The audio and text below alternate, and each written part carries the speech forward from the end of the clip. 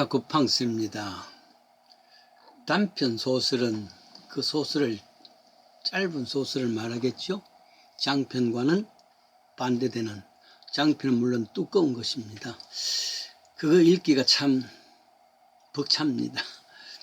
시간을 너무 소비하고 그런 것입니다. 그래서 짧은 소설, 단편을 더욱 좋아하게 되죠. 그러나 단편 소설 중에서 짧으면서도 큰 울림을 주는 소설들이 더러 많이 있습니다. 그게 인간의 위대성이죠.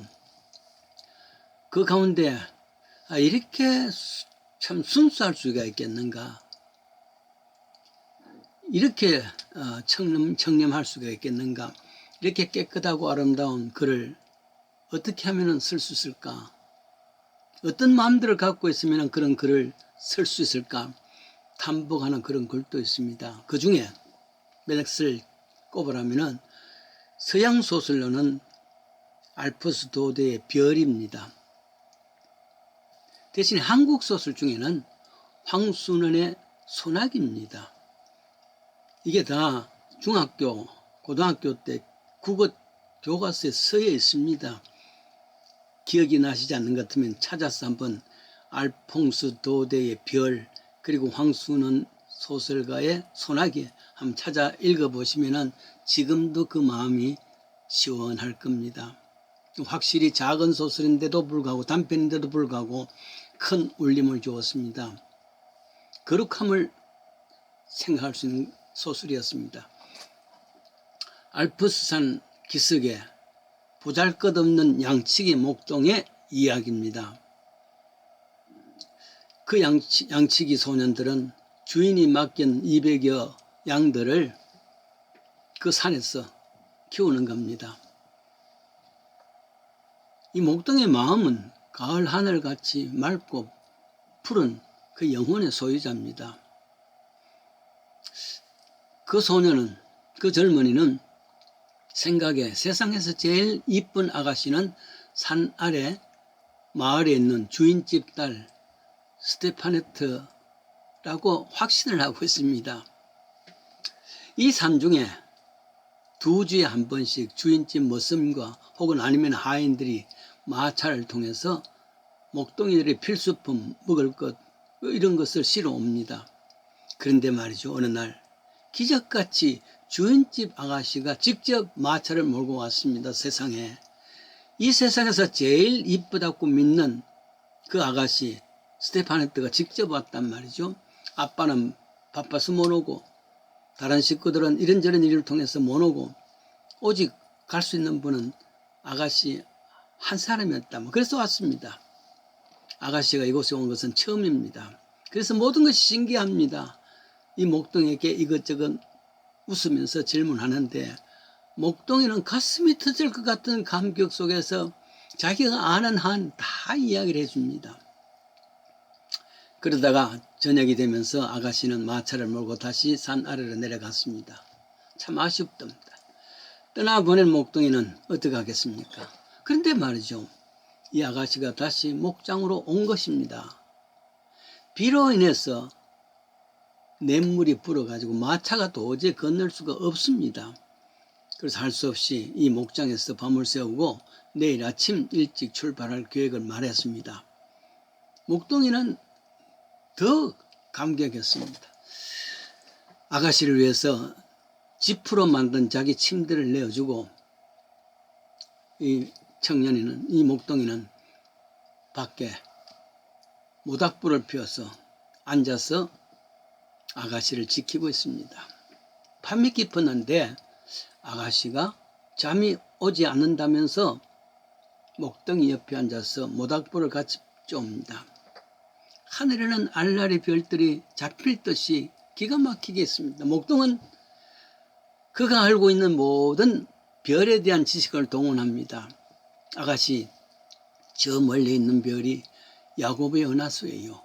그리고 저거는 큰 곰이라는 것이고, 여기는 오리온이 있습니다. 영혼의 수레가 있습니다. 그리고 하늘에서 제일 아름답다고 이야기하는 양치기 별이 있는데 그게 바로 저것입니다. 그렇게 신이 나서 설명을 해주는 사이에 아가씨는 피곤했던지 양측이 어깨에 기대어서 새근새근 잠들어 있습니다. 목동이는 자기가 입고 있던 그 겉옷을 벗어서 아가씨의 등을 덮어주면서 생각합니다.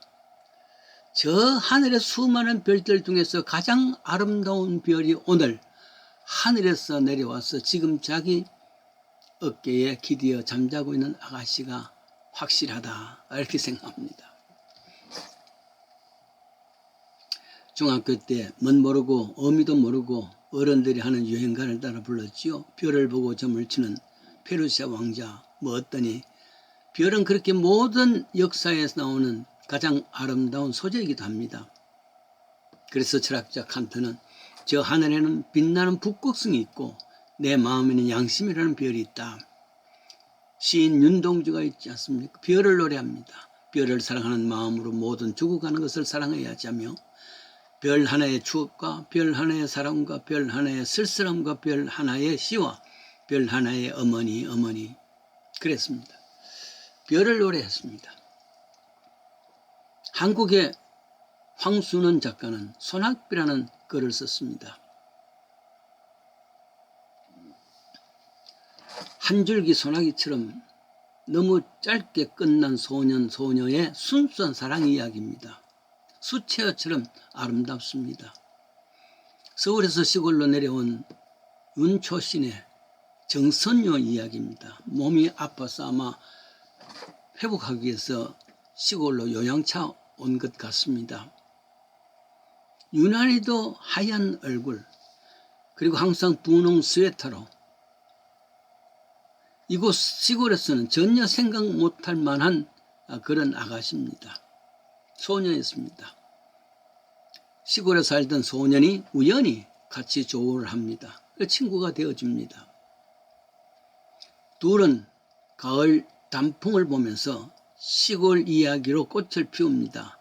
어느 날 산에서 꽃을 끄다가 내려오는데 갑자기 먹구름이 모이더니 대번에 큰 소낙비로 변했습니다. 마침 원두막이 안에 있어서 둘은 그곳으로 피했습니다만 원두막은 오래되어서 이곳저곳 찢어졌습니다. 소년은 그 얼굴에 팔을 떨고 있습니다. 어깨도 떨고 있습니다. 소년은 입고 있던 자신의 무명 저고리를 벗어서 소녀의 어깨에 덮어줍니다. 그러나 계속 비는 내렸습니다. 밖을 내다보는 소년은 마침 수수밭을 보고 달려가서 수수단들을 접어서 원두막같이 만들었습니다. 운막같이 되었습니다. 소년을 향해서 빨리 들어가라고 했습니다. 소년은 원두막에서 참 비를 맞다가 수수단 속으로 들어갔습니다. 다행히 수수단이 비를 막아주었습니다. 그러나 그 좁고 어두운 곳에서 소녀는 그대로 비를 맞고 밖에 서 있습니다. 소녀가 말합니다. 여기 들어와. 하는 수 없이 뒷걸음치면서 그 좁은 수수단 원두막으로 들어갑니다. 둘이가 같이 붙어있다는 운막에 잠시 후에 거짓말처럼 뚝 하고 소나기가 그쳤습니다. 같이 내려오다 보니까 겨울물이 흙탕물이 되었습니다. 소녀는 도저히 건널 수가 없습니다. 소년이 등을 돌려주면서 엎혀라고 합니다.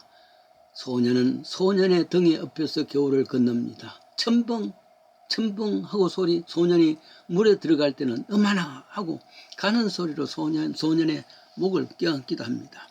그리고 각기 집으로 헤어졌습니다. 소년은 소녀를 염려했습니다. 괜찮을까? 비를 그렇게 맞았는데 기침을 하던데.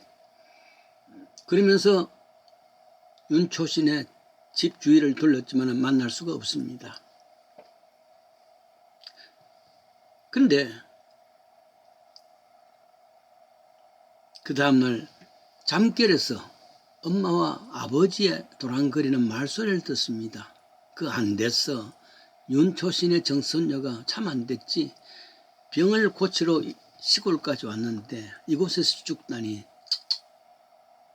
그런데 어떻게 갖고 있던 무명 저고리가 함께 묻어달라 했는지 그 이야기를 듣고 소녀가 죽었다는 것을 압니다. 알프스에서 목동의 어깨에 기대었던 소녀, 그리고 소년의 등에 업혔던 그 시골 소녀, 소녀는 다 약한 자들의 소녀를 기대는 어깨가 있어 되어졌답니다. 인간이 약할 때, 기댈 수가 없게 되었을 때에 기대게 하시는 하나님의 등을 업히게 하시는 하나님 아니시겠습니까? 이사야서 42장 3절입니다. 상한 갈대를 꺾지 아니하시며 꺼져가는 등불을 끄지 아니하시나니. 가장 순수하고 가장 아름다운 성경 이야기도 있습니다. 누가복음 2장 8절 성탄 이브에 양치는 목동이들이 별을 보면서 천사를 만나는 그 상황입니다. 아마도 성경에서 가장 순수하고 아름다운 이야기 아니겠습니까? 이는 곧 하나님이 낮아지사 짐승의 먹이통에 탄생하신 이야기입니다. 모든 것은 다 나를 섬기지 않으면, 남을 섬기지 않으면 내가 그를 믿을 수가 없었죠. 그리고 뿐만 아니라 그 소년들이 소녀의 옷으로, 소녀에게 그 어깨에 옷을 덮어두듯이 세파에 시들고 세파의 추위에 떠는 인간을 은혜의 옷으로 덮어주는 그 모습이 바로 가장 아름다운 별의 이야기였습니다.